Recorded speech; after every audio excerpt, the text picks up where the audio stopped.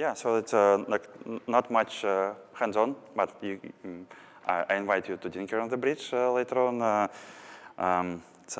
There are many components. It's like it's quite a simple concept, right? Bridging of tokens. We have token on one chain, and we want to bridge it. Usually it's like one-to-one, right? So, but the concept is simple, but usually underlying tech and the services which we have, they're not that simple. So we kind of POA, we started bridges to achieve scalability, right?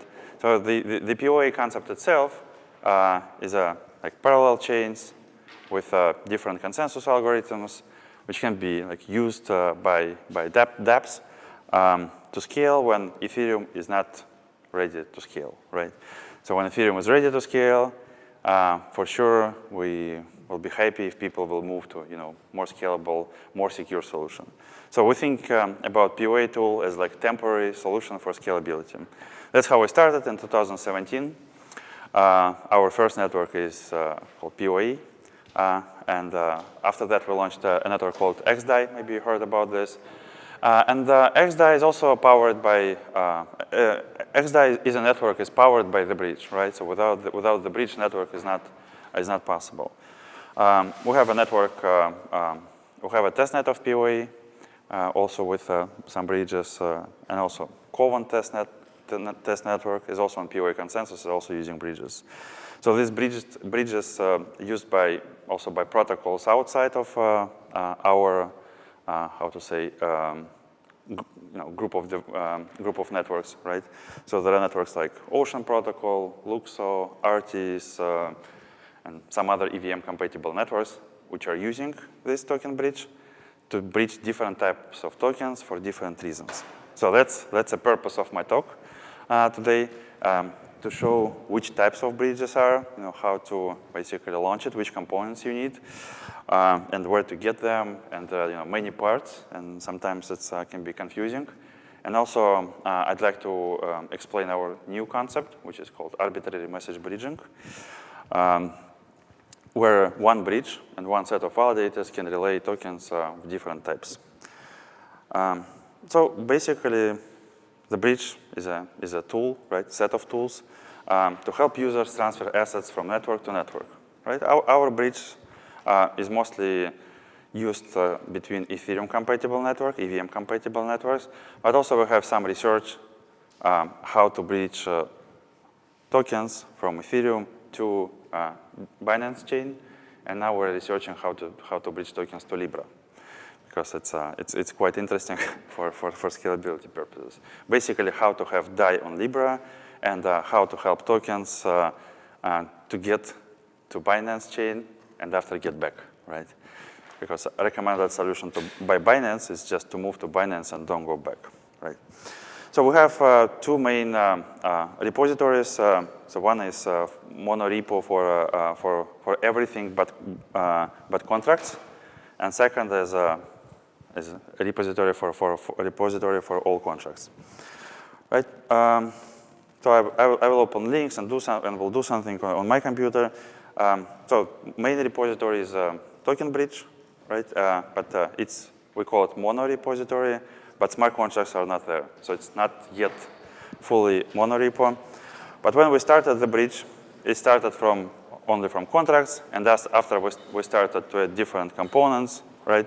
Like monitoring, UI, oracles, end-to-end tests, and so forth. And each component lived in their own repo.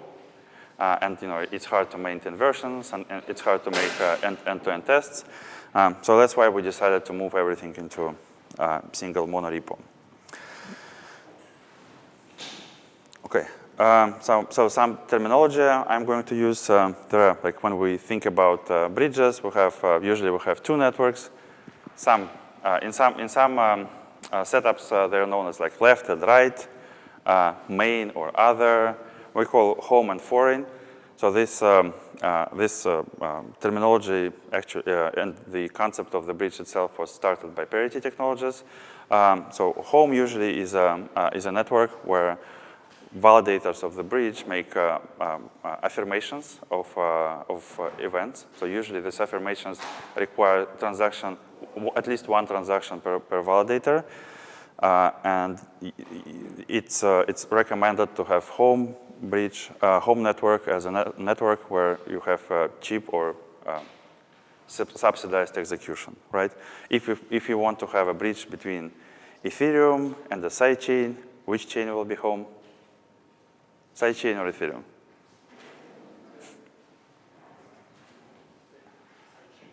Sidechain will be home, right? Even though we can bridge, let's say, DAI to a sidechain, right? So sidechain will be home for the bridge because it's cheaper and can be subsidized, right? So foreign chain, it's a chain which only used. Well, it's like counterparty, right? So we call them home and foreign. So components of the bridge. So the most important component is a set of contracts. We have contracts on each side. And smart contracts provide core functionality of the bridge, basically locking and unlocking funds. Also, depending on the scenario, minting and burning tokens. Also some governance and administrative functions, which is very important for this type of the bridge, right? So our bridges usually operating in a way like you can think about them as multi-sigs, right? So to relay event from one network to another network, validators making a group signature, right? So they agree on an event happened on a network, and after this agreement, what we call affirmation, is relayed to another network by validators using the Oracle software, right? So this Oracle software is basically watching events on one side and observing events in configured contracts, configured and deployed contracts, and when event is happening, this Oracle application can submit a transaction to another network, right? So what can go wrong with this? How do you think? Any ideas? Like why this Oracle is like a complex application? Let's say we have an Oracle and we're watching for an event on Ethereum side that user deposited DAI, right? And we need to relay this event to another chain. Like what? By validators or by whom? Yeah, so it's possible that that source of data can be censored, right? For example, this bridge can use, for example, Infura as RPC, and Infura might censor it. Is it possible? Theoretically, it's possible. So it's good if this Oracle can connect to RPC or to IPC, right? To a local node or to remote. So what else can go wrong? How do you think? Like when we submit transactions, we need, as an Oracle, we need to know what is like gas price for this, right? For this network, we need to calculate gas price. So basically, Oracle is a form of client, right? Also, when we're submitting transactions, we need to resolve situations when we have problems with nonces, right? In Ethereum, it can be a problem. Also, what's about finality? Is Ethereum instantly final? Mainnet? No? No. How many blocks should we wait to achieve finality? What? Yeah, but what do you think? Like how many? Yeah, how many? Yeah, 10. Well, I think, yeah. In Ethereum, there is probabilistic finality, right? So there is no instant finality like in Tendermint, right? Oracles, when Oracle observes an event where someone deposited DAI in the contract, what Oracle should do? Yeah, just keep this state, wait a couple of blocks, watch again, and if it's the same, right, the same state, then submit a transaction, right? What if it's different state? Submit transaction or not? Yeah, just somehow resolve the situation. So this Oracle has this kind of complex logic, what to do in different situations, but also it should be simple as, OK, I observed this event. If this event actually happened, I should send transaction with the information provided by event on one chain, right? So Oracle is a standalone application. You can think about this as a specialized client, right? Which is relaying events between networks. So UI is important. Most bridges are working the way that you can send an asset into a smart contract, and a smart contract will emit an event, and after validators will observe this event, relay this event, and smart contracts on another side will recreate the state. So you don't need a UI, but in reality, users usually use UI, right? And we provide our basic interface, which can be also configured to support different networks, different token types, and so forth. Right, so monitor. Why do we need monitor? How do you think? Like, yeah, yes, yeah. How do you know that something is going wrong with the bridge? If you don't have any monitoring and alerts, probably you can learn from Twitter, right? or CoinDesk. That's and usually we don't want to have this, right? Situation. We want to know what actually is happening with the bridge. And in monitoring tool, what is important to understand? Like, what is the most important metric? How do you think? Whether the value in the home chain equals to the value that was sent to the home chain. Yeah, so like the balances locked and the balances minted are the same, right? It's very important. What else? What? Well, live, it's hard to say, right? Live or because it's well, you can see that there is if bridge is used, you always will have this balance differences, right? Why?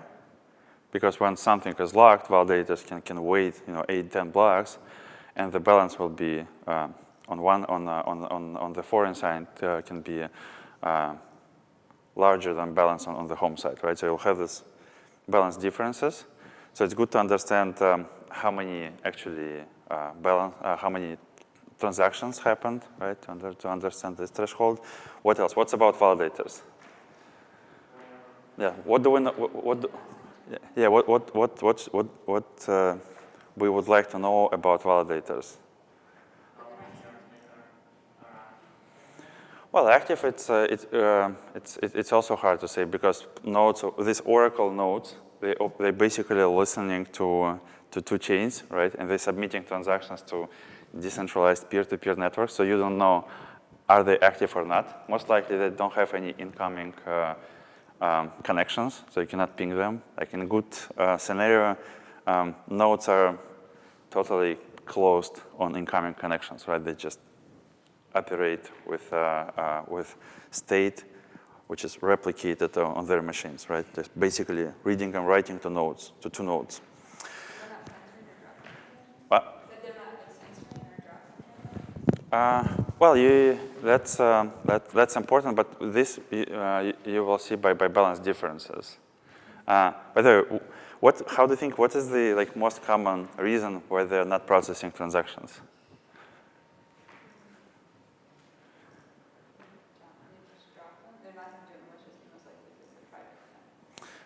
Yeah, the most common reason is because they.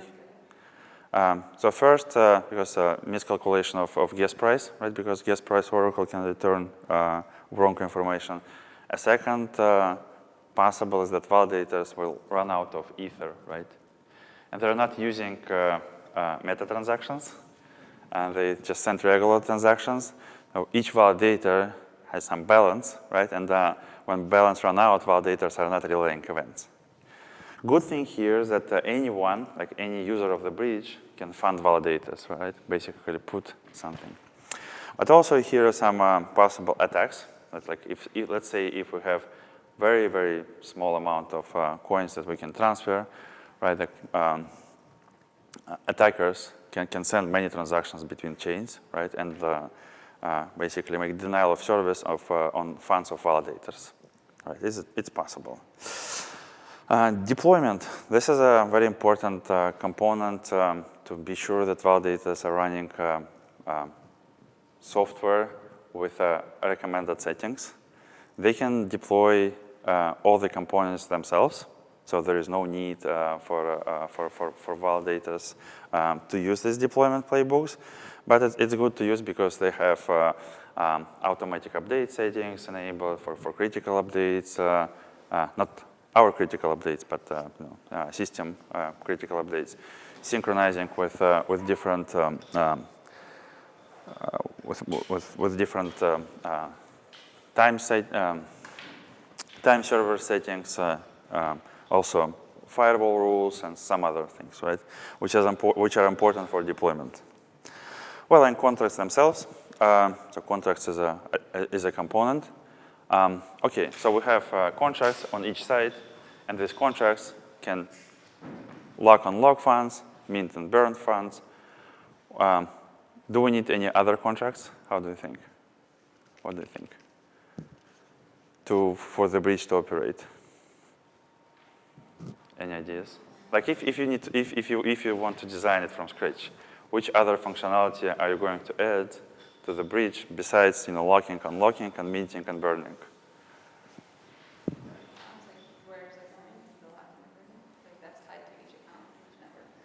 No, there is no UTXO model. So like when funds are locked and unlocked, they're basically pooled within the bridge. And when they're minted and burned, they sent to users, right? So there is no accounting model or UTXO model in the bridge. So we call it like governance or management features. So it's important to have instruments. How can we resolve problems with the bridge, right? And yeah, is it possible that like validators of the bridge can be hacked? How do you think?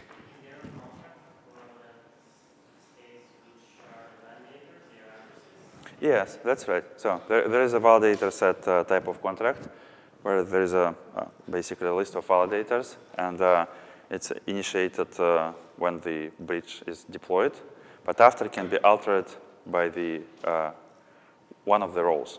So we have 3 roles on each side, and each role represented by multisig, so it can be connected to any like generic DAO mechanism, right? So technically, it's possible to connect these roles to Aragon DAO, right, or DAO stack, maybe to some other. This one, I know that it's possible to connect. So one role is responsible for managing validator set, right? Who are validators and why they are validators is described by this role, right? So this role can send a message from the multisig, and usually this role is managed by different like governance body, right? So validators are one group of, let's say, guys, right? And whoever can manage them as a different group. So this is one thing, right? So if we need to increase security, we can add more validators, right? If we want to have more censorship resistance, we will add more validators. So second role is managing limits and quotas. Why do we need limits? How do you think? What do you think?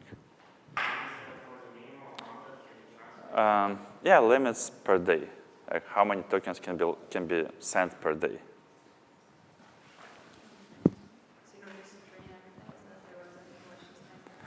Yeah, let's say an instance of a bridge is operating, right? Bridge as a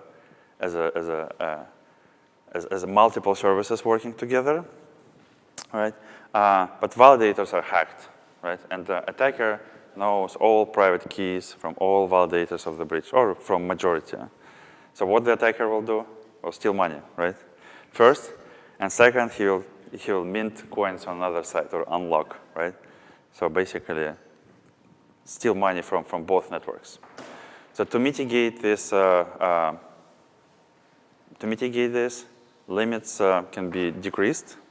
And let's say if we have 100% of funds, limit can be like 10% of funds, and we know that in worst case scenario, 10% will be, well, 20% will be compromised, and the rest can be somehow protected by this limit.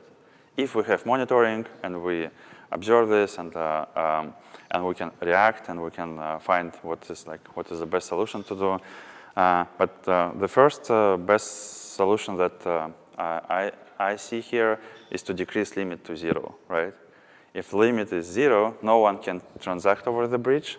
And basically, this is a way for censorship of this bridge, for this governance role. So third role can upgrade the smart contracts of the bridge and change implementation. So this is like super admin role. It should be kept in cold storage by some additional governance body. So this is per one instance of the bridge, right? And we think that each instance of the bridge should be secure, independent, autonomous, decentralized, censorship resistant, and so forth. But we believe that people should be able to run their own bridges on premise for themselves and not use our solution. If they want to have their own bridges, they should be able to run them for their token pairs, customize them, add them, and so forth. Like this guy from Artist project, they have their own bridge to bridge their native token from their Ethereum sidechain to Ethereum mainnet. And this is now we're going to explore modes of operation, like which modes bridge can work. And the first mode, which we actually started from, it's native to ERC20. So in this mode, native tokens can be locked and unlocked, right? So we lock and unlock native tokens on sidechain, and bridge can relay these tokens in a wrapped form, in ERC20 form, on Ethereum mainnet or another chain. Why do we need it? Like we have a native token on a sidechain. Why do we need to wrap this token on mainnet? Any ideas?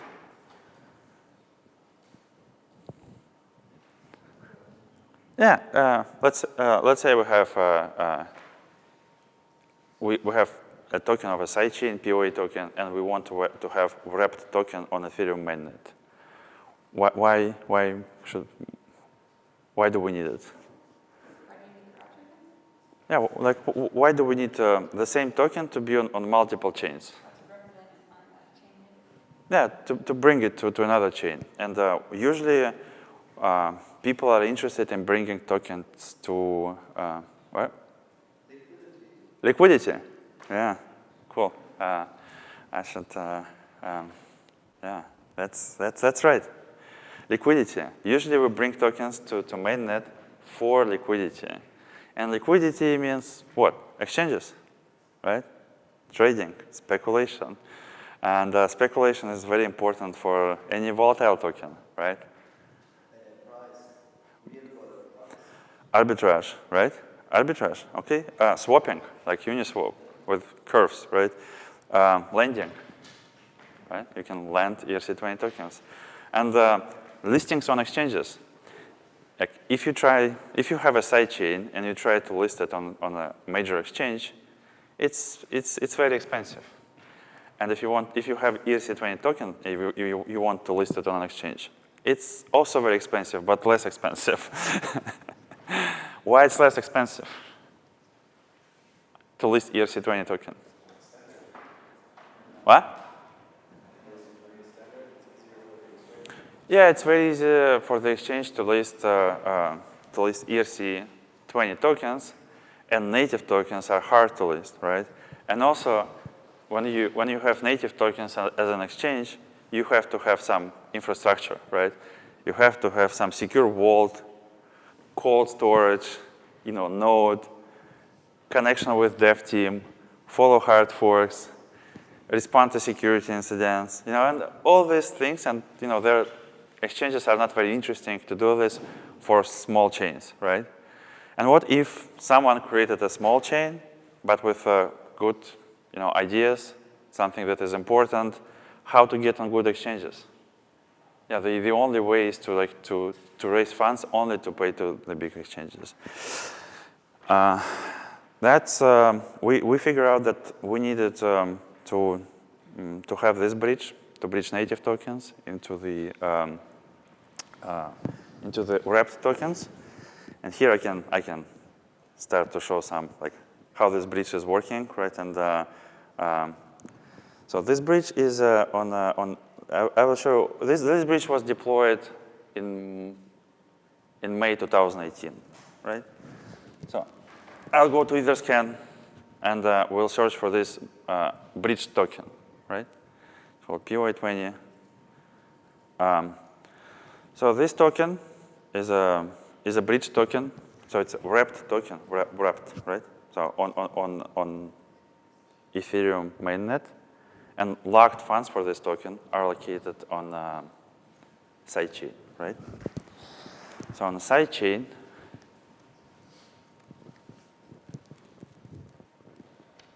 and yeah, if you have any questions, especially here, you can stop me and ask. So it's our open source blockchain explorer, which we provide for any EVM compatible network.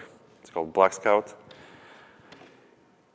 Yeah, that's okay. So on the sidechain, this bridge is represented by a smart contract, and the smart contract holds tokens of people who use this bridge. It's actually a token holder number 3 on this chain, right? So it holds these tokens, and you can see that people are using it and sending funds from chain to chain. It's so hot here. Maybe we can open some windows. What do you think? Can we open windows? Maybe a door.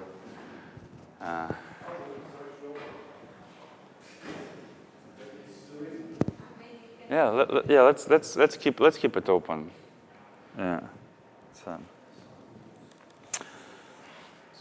Yeah, sure.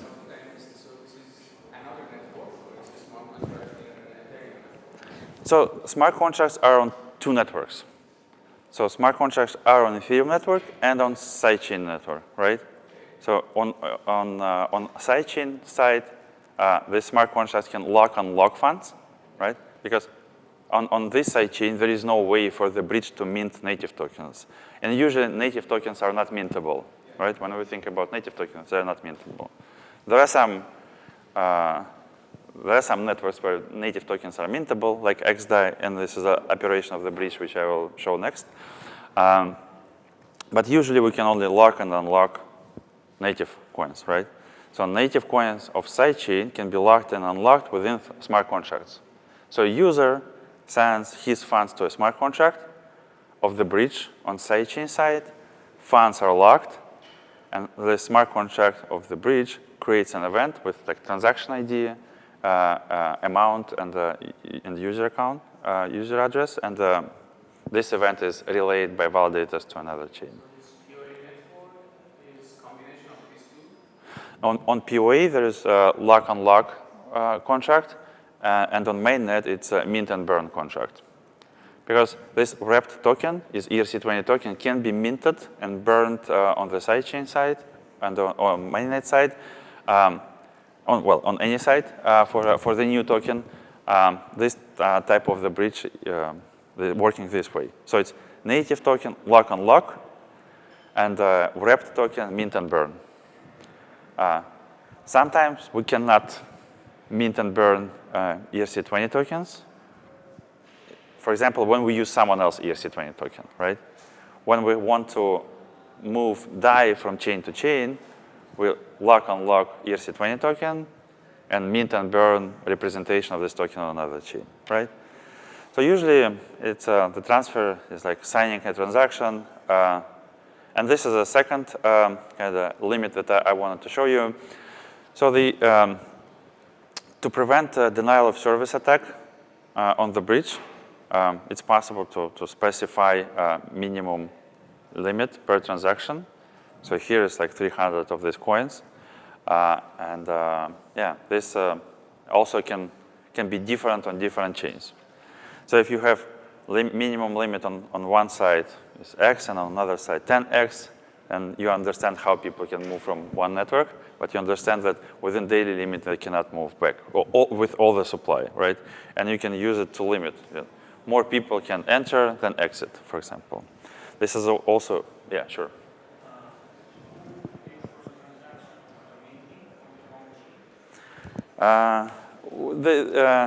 For minting of coins, validators are paying. Okay, so why validators are paying for minting? It can be. We can set it up differently. It can be in subsidized mode. Validators are incentivized to make this flow of tokens because in our scenarios, validators are subset of validators of the network. So they're interested in paying for it. Also, there is a fee manager within the bridge. So you can specify your fee. Yeah, basically, we have it in WETC bridge. So in WETC, which is the Ethereum Classic to Ethereum mainnet bridge, which is the same type of bridge as POA bridge, right? Where is this Classic?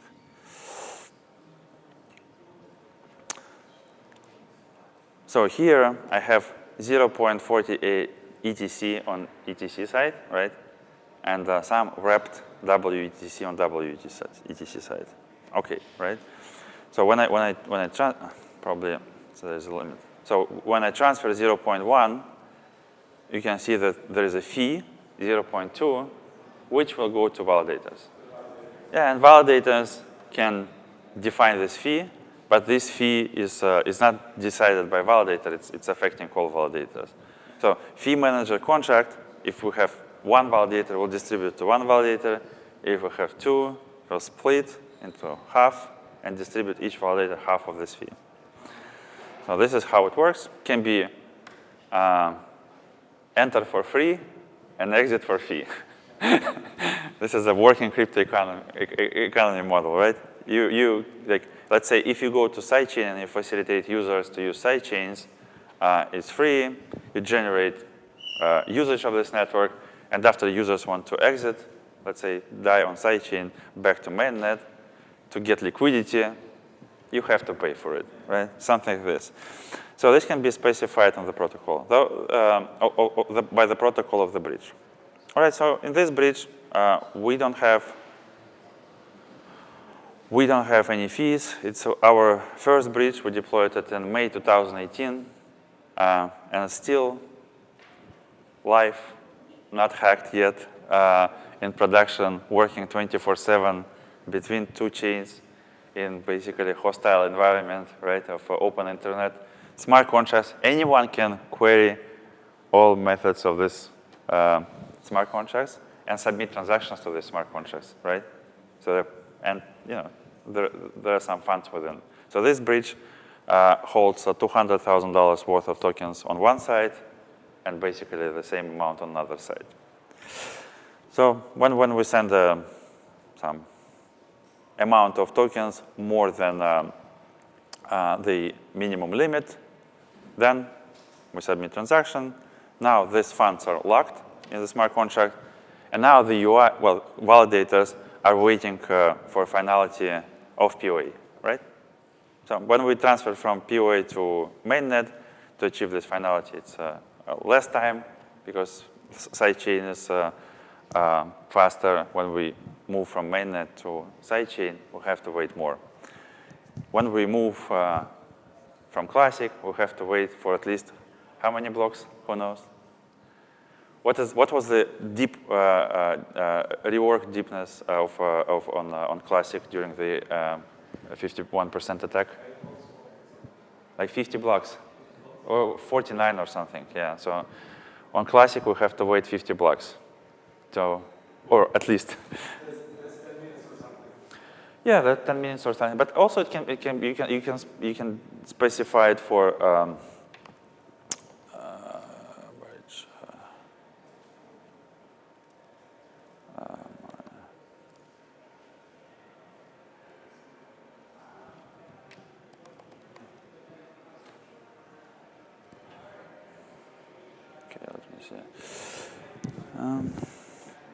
Yeah, so this will be UI. Nothing. Nothing.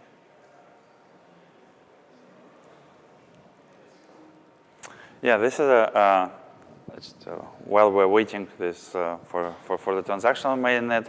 So this is a component of monitoring, right?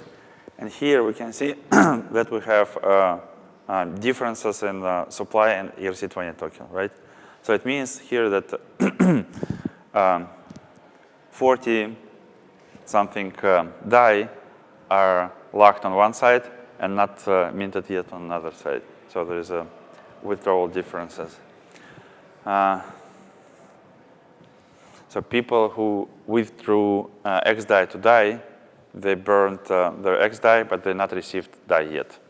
So you can see that there is a withdrawal differences with 4 deposits on X DAI side, and they did not receive DAI yet.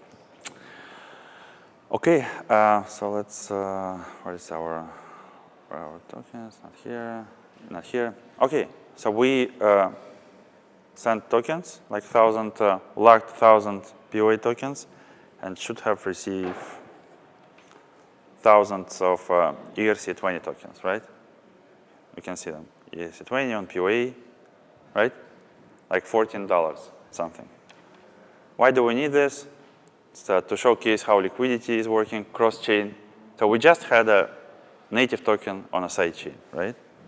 Which we cannot convert to Ethereum or to DAI without centralized party like Binance or some other exchanges which are listing these native tokens.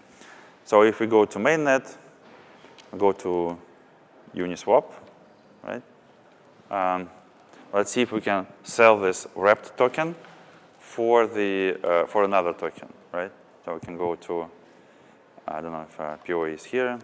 Okay, it's this wrapped token is here. We can see a balance of this token. And I want to convert it to DAI, get some DAI, right? So let's swap 1,000 of POA20 into 14 DAI, okay?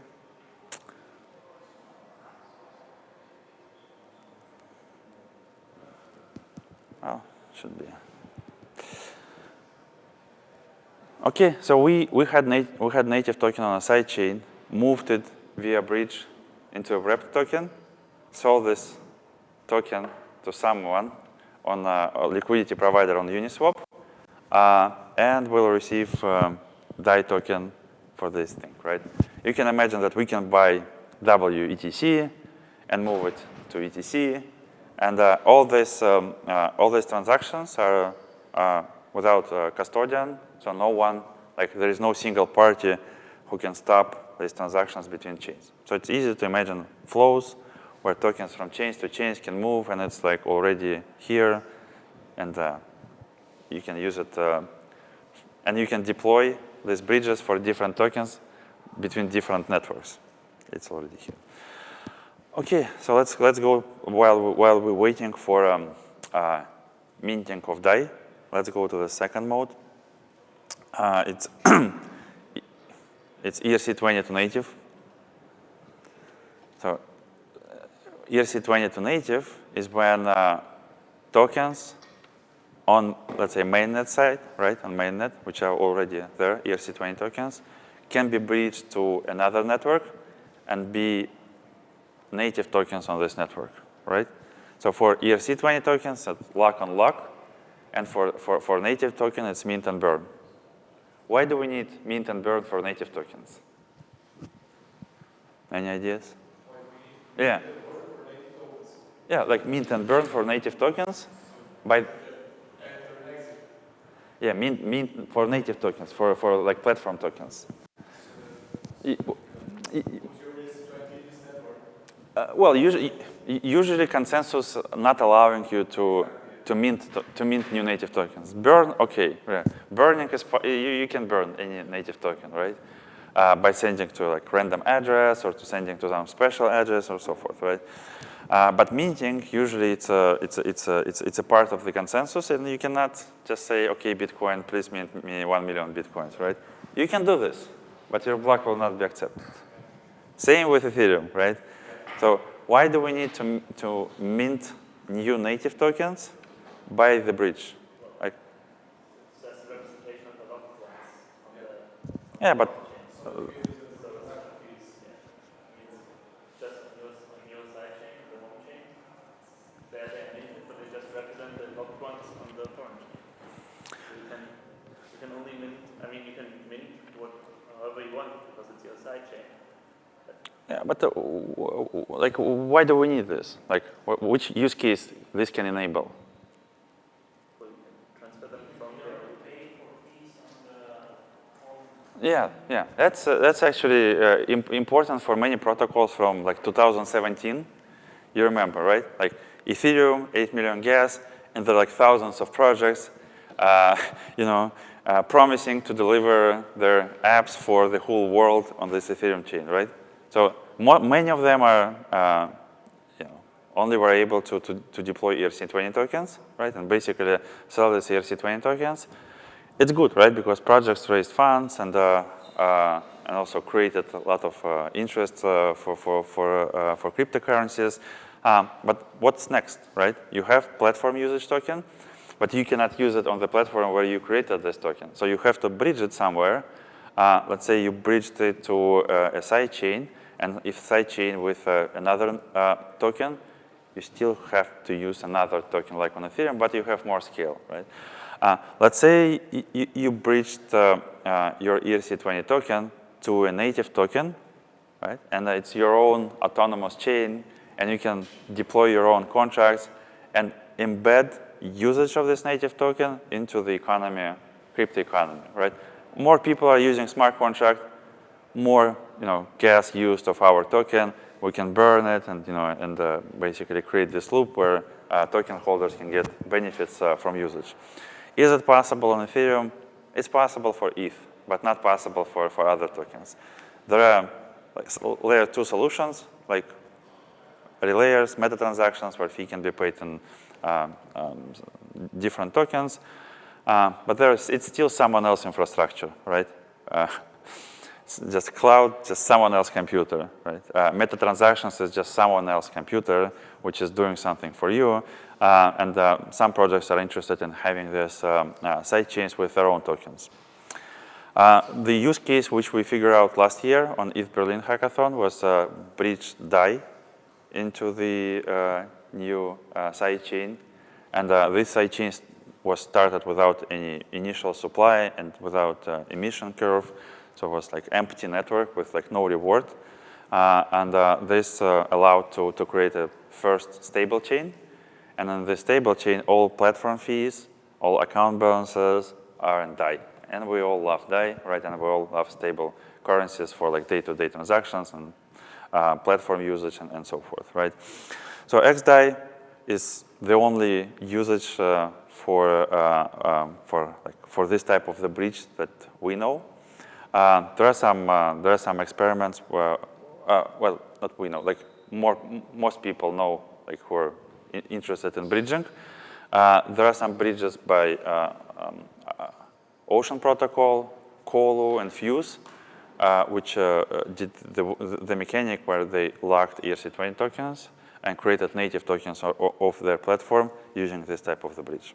So it's ERC20 to native, lock and lock of ERC20 token on mainnet, and mint and burn of native token on the sidechain side, right?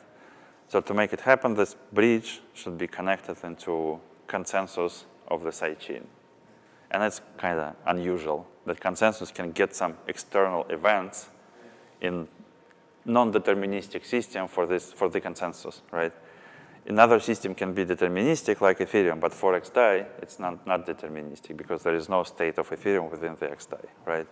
So this bridge, when it's accepting these messages to create XDAI, is relying on a security model that validators, who are validators in smart contracts on both sides, right? That the signatures from them are collected and collected from the keys where like public keys, corresponding public keys are located within deterministic system of this sidechain, right? Because there is no way to change state in sidechain without like breaking consensus if it's like not authorized change, right? Okay. I think it's like additional consensus. Basically, it's like a DApp. I think about this as a DAO, just specific DAO, which is there's a DAO which is managing set of validators, right? And validators basically calling transactions. And this DAO which is managing set of validators, if someone is like not sending transaction, can remove this validators from the state of this DAO. And it's like application-specific DAO.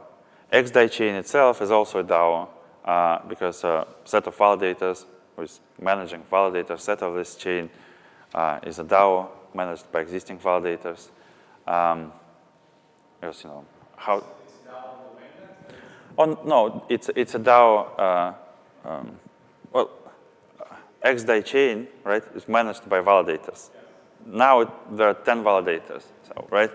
If, for example, I want to add another, and we have a candidate here, from which company will you apply as a validator?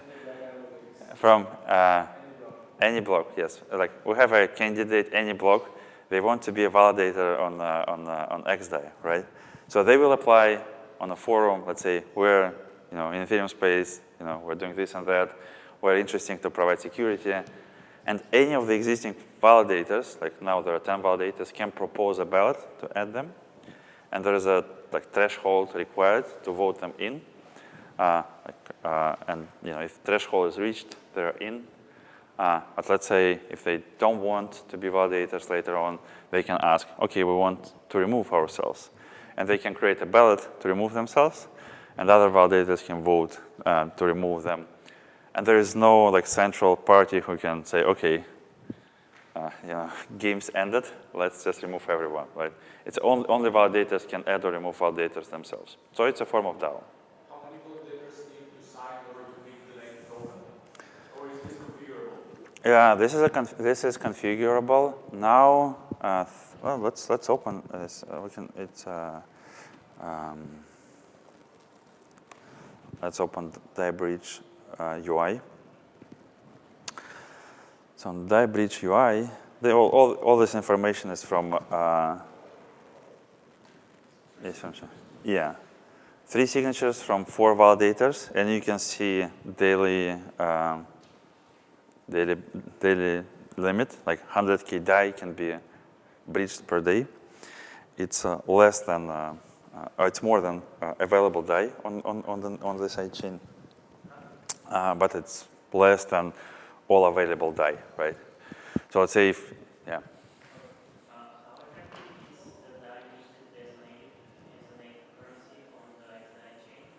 Is it some big amount blocked in a contract that's being released only after the signatures are applied, or? Yeah, there is a system smart contract and parity client called Block Reward. Block Reward, Vadim? Yeah, Block Reward. Vadim is a developer of this. Basically, of this emission model and connection of bridge into the consensus.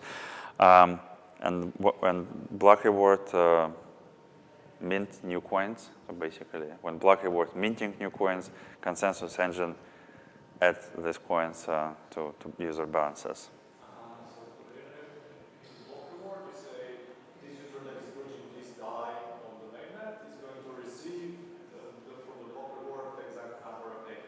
That's right. That's right, Vadim. Yeah. Yeah, this is a Block Reward contract, right? Yeah, that's right. So we use Block Reward also in POA network for self-sustainability emission. So it's very interesting instrument. But here, this Block Reward contract is integrated with external source of data. So this is external source of data. Let's. Yep. If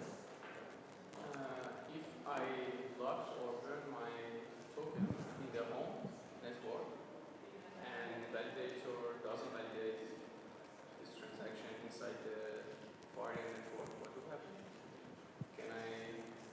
Can you exit?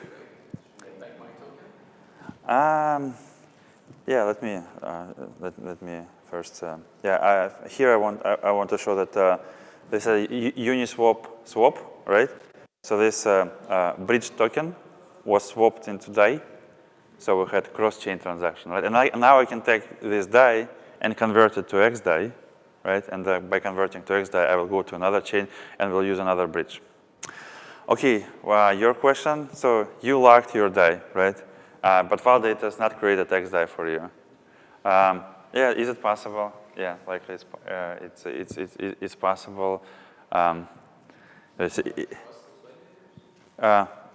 So I trust those validators? Well, you trust the protocol, but not like you trust the consensus of these validators, but not none of them can deny you your transfer, right? But group of them can deny. So, yeah.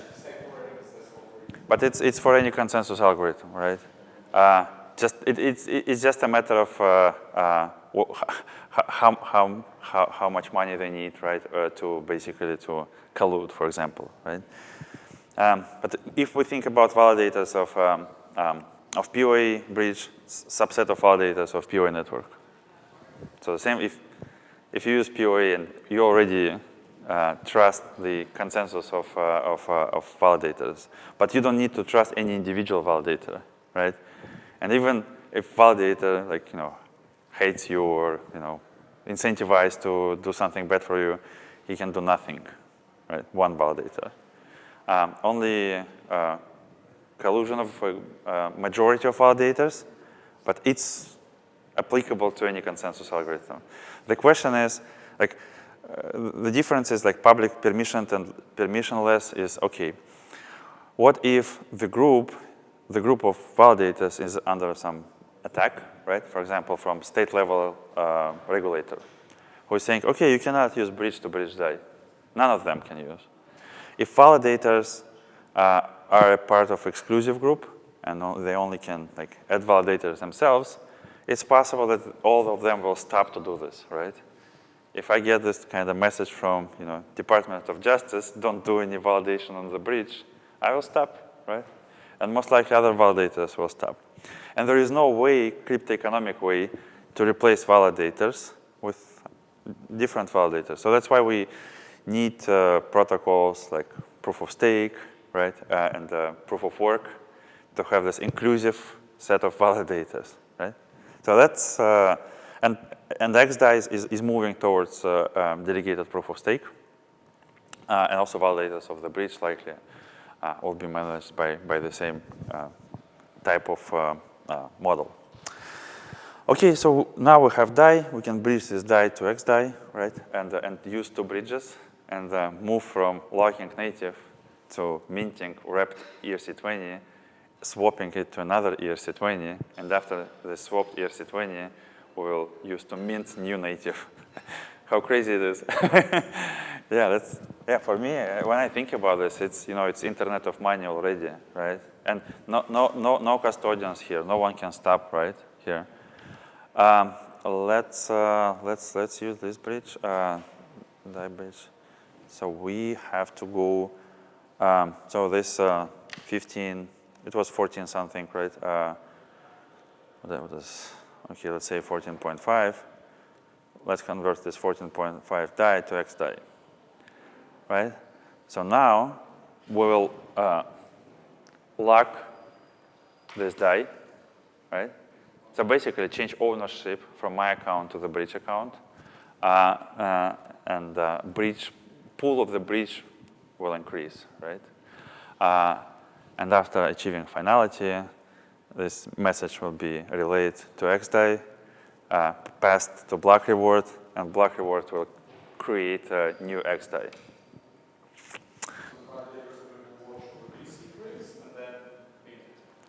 Yeah, validators will watch for events on mainnet side, and they will make their affirmation on home side, and home here is XDAI. Why XDAI is home? Because it's cheap to aggregate signatures, and even more contracts of the bridge whitelisted on the protocol level, so validators are paying zero gas for aggregating the signatures. And also, it's good to solve exit problem if validators run out of okay, native coins received on XDAI chain. So I should have some. Yeah, let's go to my. Yeah, my balance increased to 10 XDAI here. So we moved from one native coin into another native coin, right? Through Ethereum, without Cosmos and Polkadot.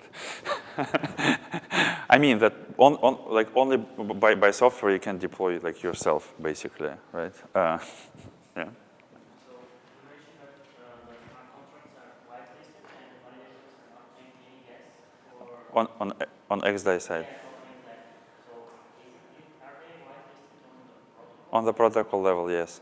There is a, what's the name? Permissioning contract, right? Yeah, there is a permissioning contract where you can specify smart contracts and say that the smart contracts will accept zero gas. So it's a part of these features were created by organization known as Energy Web Foundation. They were clients of Parity, and they created this for their own chain, which is Volta chain. Not many people know about this, and later on, some projects started to utilize this extensibility of Ethereum protocol by this contract. So basically, if you can define a set of validators, reward, and permissions, you can build many interesting combinations, right? Like XDAI. It's based on Parity client, and we also have support from a .NET client called Nethermind. So Nethermind client also supports this consensus, both like underlying consensus and this Zibel control with validator set and all governance contracts like block reward, permissioning. So it's in two clients, which is good because if you have only one client, and we know that Parity is building Polkadot, right? So they're busy.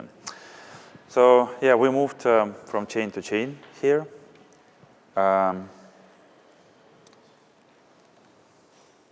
So this is our.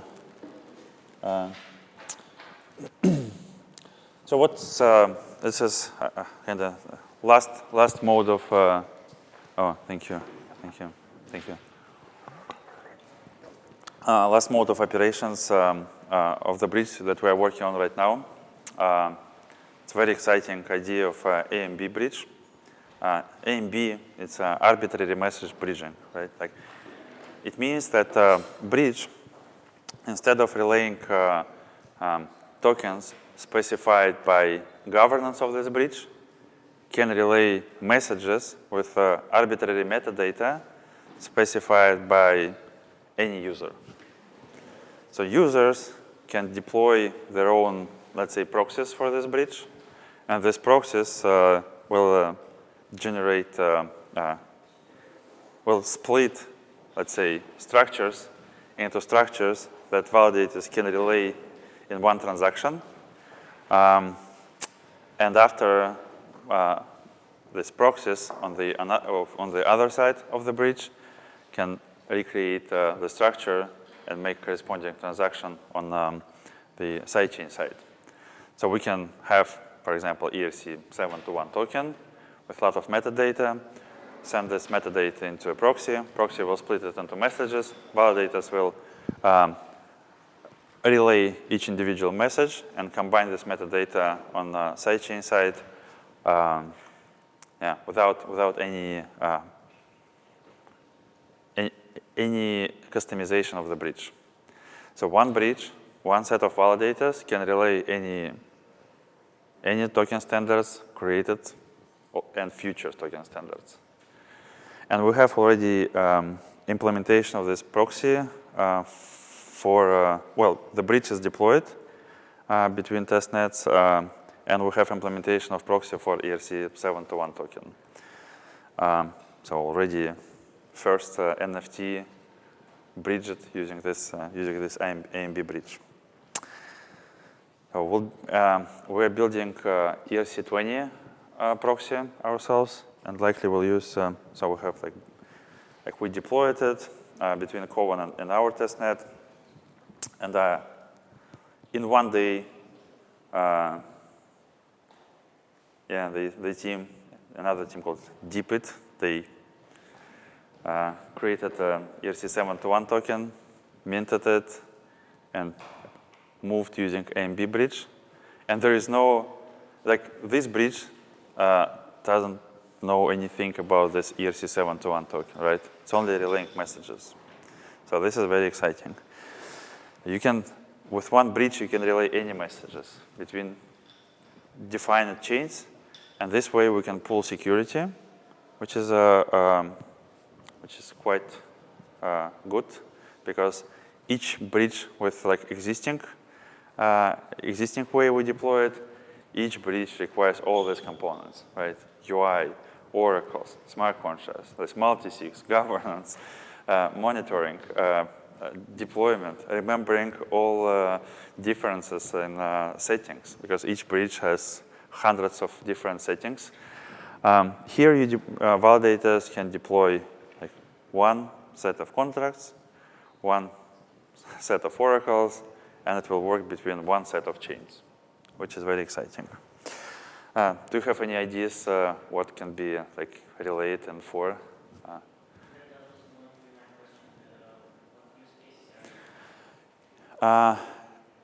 Well, one use case, what I'm very interested to have is to have OpenSea instance on a sidechain where you can make very fast trades, NFTs, yes. And settlement, let's say you have a conference, right?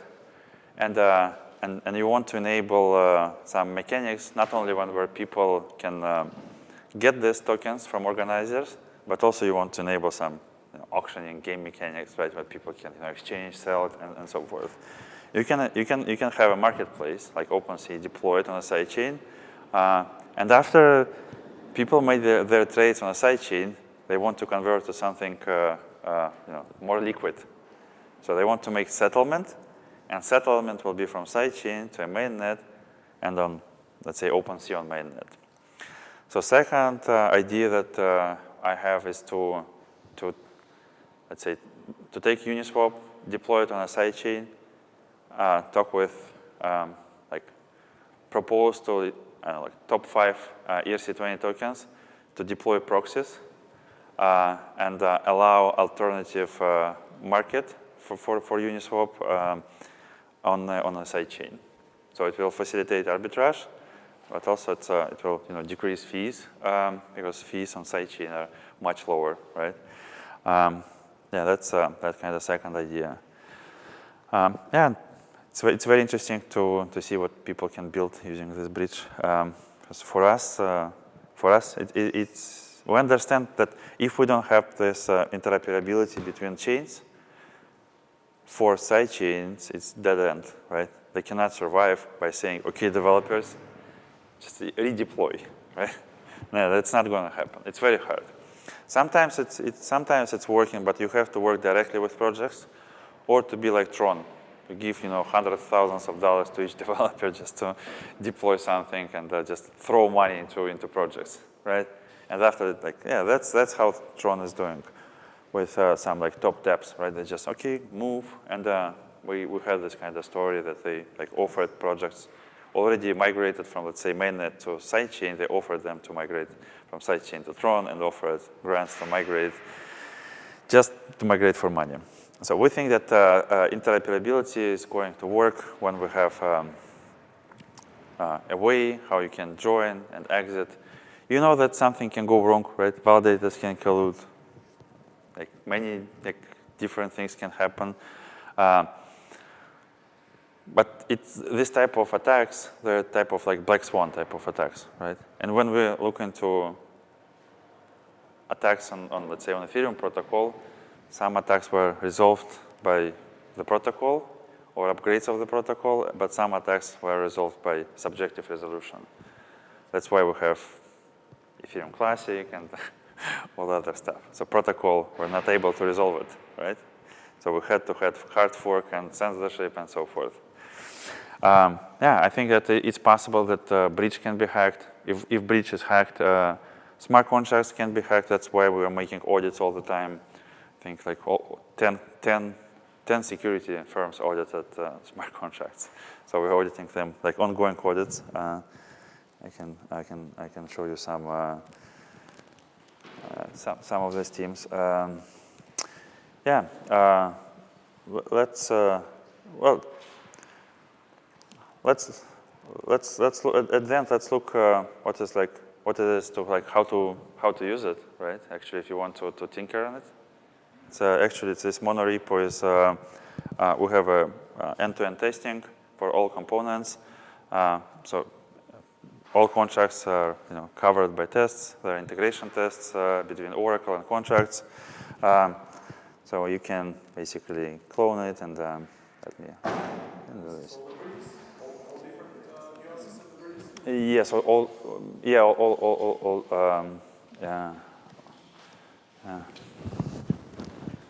yeah, that's right. Yeah, it's coding time. Stop. Well, not coding, but yeah. So yarn init will install all components, compile contracts, basically download everything for you. It's not. We have some problems with Node.js version 12 because a script is not compiling. But if you have, I don't know which one I have, 10 something. Okay. Yeah, and this will basically download and install and compile everything you need. And after you have to deploy contracts. And deploying contracts is also like one command. All deployment within prepared Docker image. So you deploy it, and after you have contracts deployed, right? But before you deploy it, you have to specify many parameters of these contracts, who are representing each role, where do you have RPC endpoints, what is fee, and so forth. So many parameters you have to. So it's technically it's easy to press a button, right, and deploy, but to define all the parameters, you have to spend days. Let's say, right? So that's why I think it will be important to have this bridge deployed for everyone with A and B, and after projects will deploy their own proxies, which is like way easier to deploy. And I think we'll have several A and B bridges with like different fee structures, maybe with different limits. So like one bridge is like without any limits, but you have to pay for it, and one bridge with some quotas per account. Let's see. It's nothing interesting to. Any questions while my computer is heating? Like, do you need bridges? Like any like, do you have any tokens you want to bridge? New tokens that are going to come up, but we want to bridge them for better functionalities. Yeah. So we're going to have a project that has an IEO, just as an example of this case.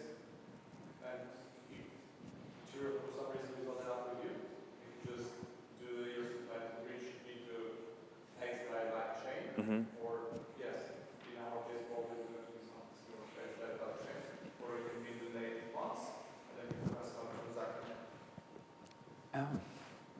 Now it's downloaded everything, compiled binaries, now compiling contracts, and yeah, we're done. Can deploy. Okay, what else?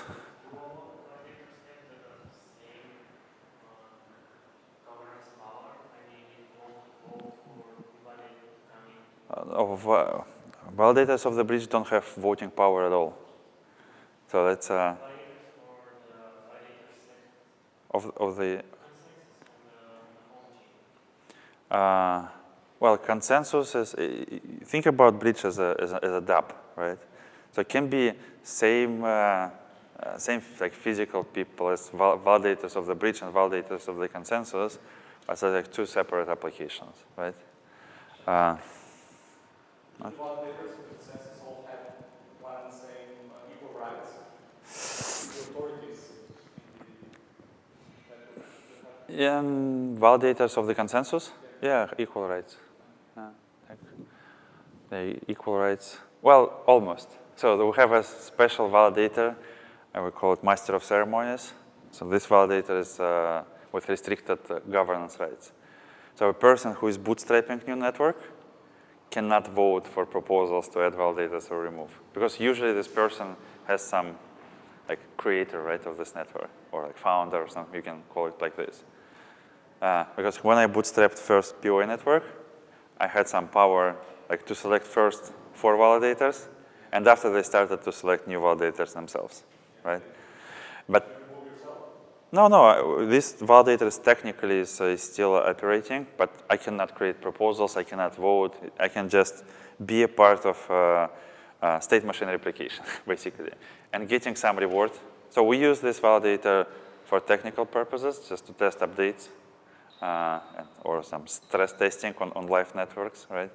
The same, but with XDAI we removed Master of Ceremonies, right? Yeah, on XDAI we don't have it. It's the validator who bootstrapped the network. It's just, you know. The process of adding new validator to the consensus validator set. How easy is that? Okay, let's to the consensus, right? Yes. Yeah. Say I want 50. Not voting. So there is a DApp, so you can deploy this DApp on your computer. You don't need to rely on. Okay, so it's a minute. Let's say next day.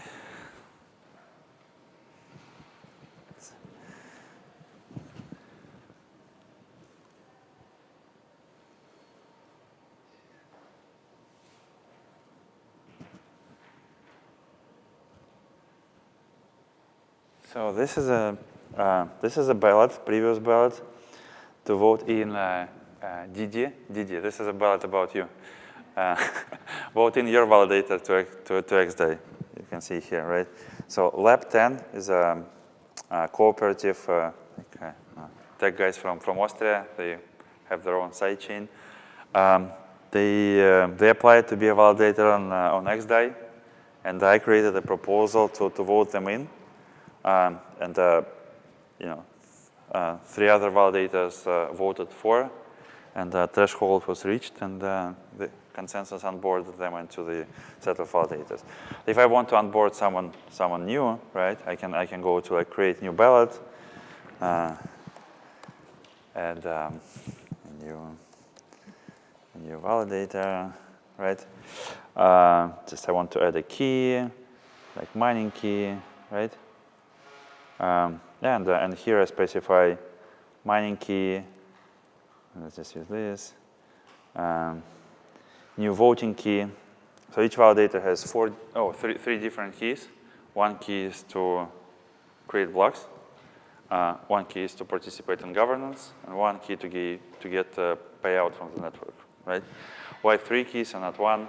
Because 1 is on the node, second is the MetaMask, and third is on Ledger.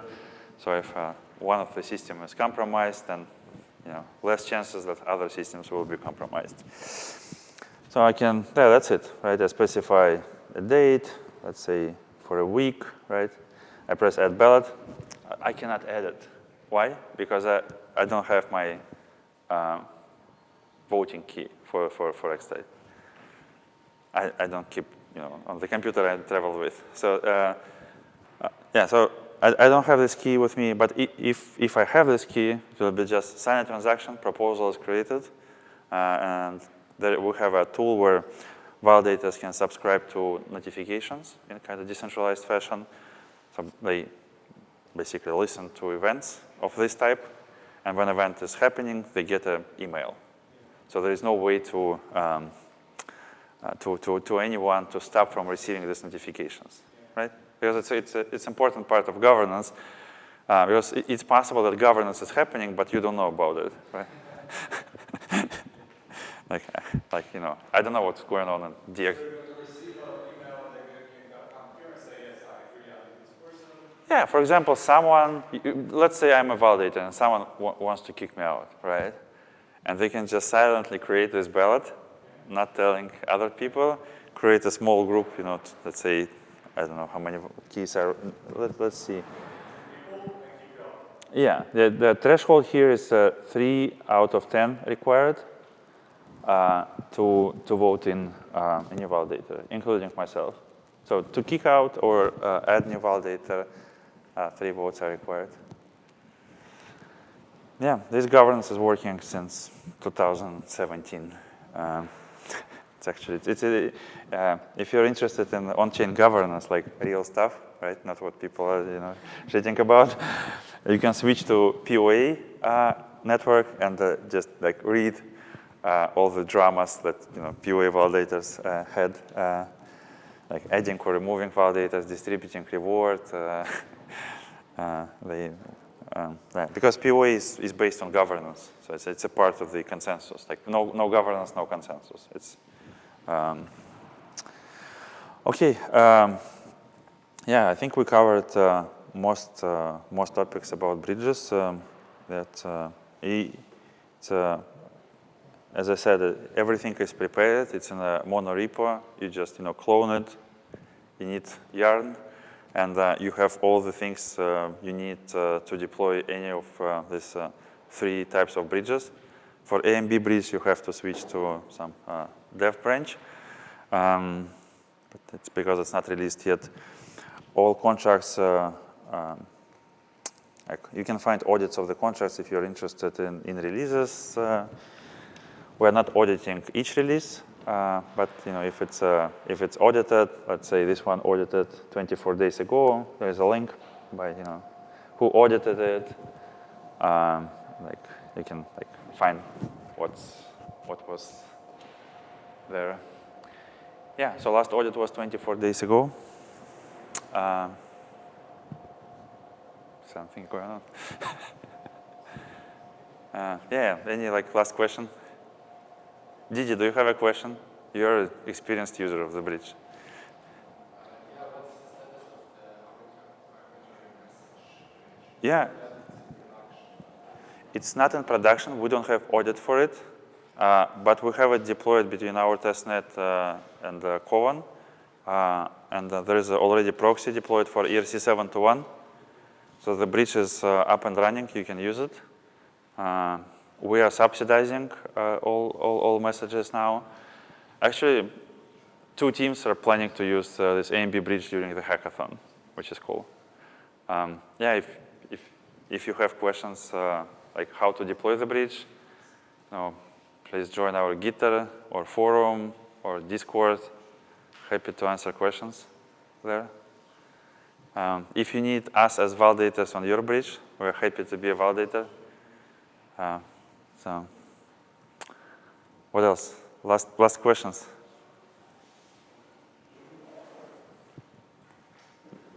No? Okay, DappCon is officially over. Thank you.